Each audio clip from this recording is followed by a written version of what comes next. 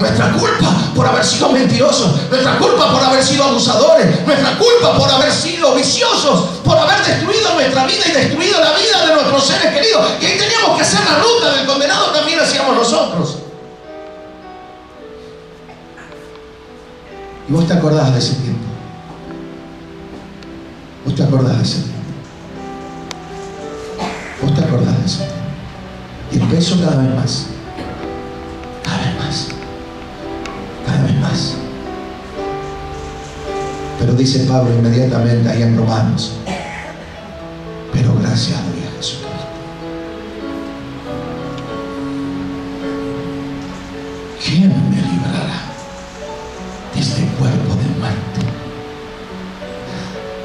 Y vos, que tal vez ese cuerpo de muerte para vos era la culpa de lo que habías hecho. No, la culpa la tuvo, no, la culpa era la tuya. Y lo que llevabas sobre tus hombros era el peso de tu culpa, tu remordimiento, y no había esperanza, no había salida. Y la ruta del condenado, ¿sabes cómo? ¿Cómo creías que iba a terminar? Con tu propia muerte.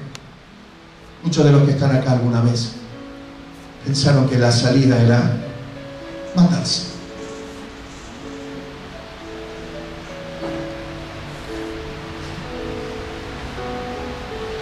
Y esto que nos enseña Romanos 6:23, léanlo conmigo.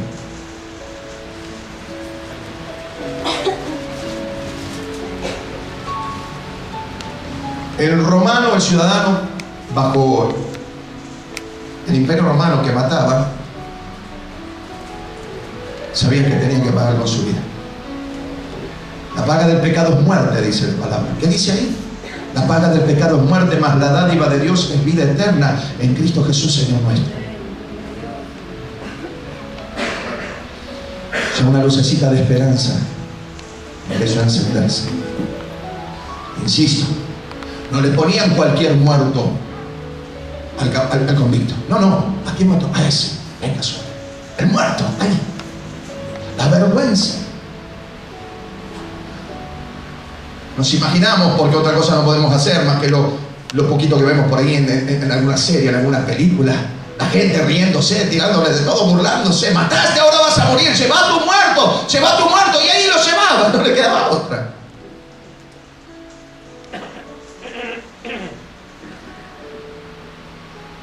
También nosotros caminábamos por el camino de los condenados, hasta que llegó Jesús y nos vino a liberar. Nos vino a liberar. No lo busquen, yo te lo leo. El propio Isaías, solo que en el capítulo 10, en el verso 27, siempre hablaba. Es del Antiguo Testamento el libro que más habla de Jesús. Miren lo que dice. Cuando anunciaba, profetizaba la llegada del Mesías, decía: acontecerá en aquel tiempo que su carga será quitada de tu hombro. La culpa, el remordimiento, la vergüenza, la humillación, el saber que estábamos pagando nuestros pecados, el darnos cuenta que nos creíamos buenos, pero de buenos no teníamos nada. Pero cuando vino Jesús, quitó el yugo de nuestra cerviz. ¿Y qué dice? Y el yugo se pudrirá a causa de nosotros. El apóstol Juan,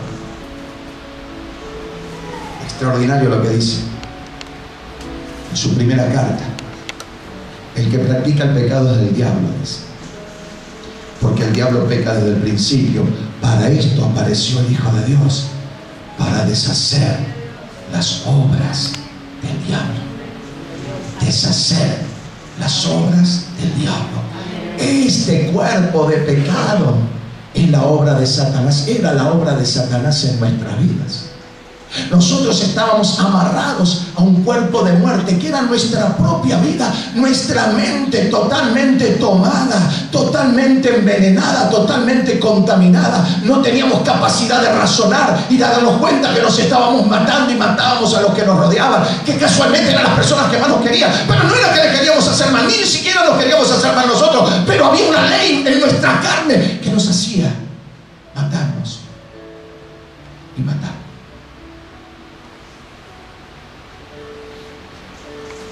Pero cuando vino Jesús,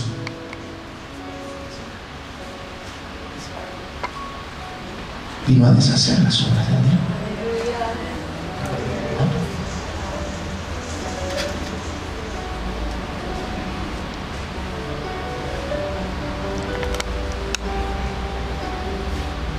¿Y qué más hizo Jesús? ¿Qué hizo con el cuerpo de muerte? Porque sí, ahí está todavía. Leamos lo que dice Romanos 6:6. ¿Ahí lo tienen?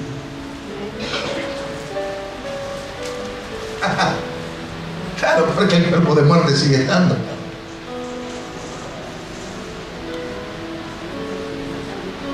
¿Saben lo que hizo Jesús cuando fue a la cruz?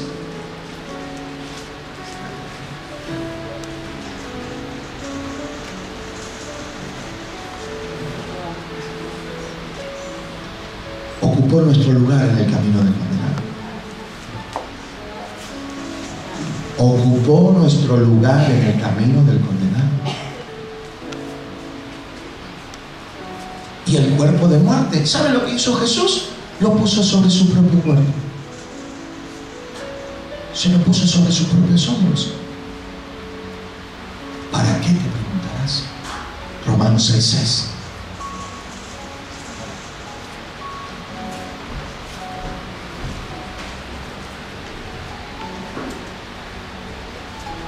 Sabiendo esto, dice Pablo, que nuestro viejo hombre es el hombre de pecado. Nuestro viejo hombre es aquel que hacía desastres. Nuestro viejo hombre es aquel que no tenía límites. Nuestro viejo hombre era el que hacía cualquier tipo de desastre habido y por haber. Ese era nuestro viejo hombre. Pero dice la Biblia que el viejo hombre fue crucificado juntamente con él para que el cuerpo de pecado sea destruido a fin de que no sirvamos más al pecado. Mira lo que hizo. Mira lo que hizo. Jesús no fue solito porque sí a la cruz del Calvario. Cargó sobre él nuestros pecados. Cargó sobre él nuestras rebeliones. Cargó sobre él nuestras iniquidades. Y cuando vino a nuestra vida, mirá que lo que nos dijo: no, ya no tenés que caminar ese camino del condenado. ¿Por qué? Porque yo vengo a traerte libertad. ¿Y qué hago con este peso de muerte? Te lo saco de encima y lo llevo y lo clavo en la cruz del Calvario conmigo.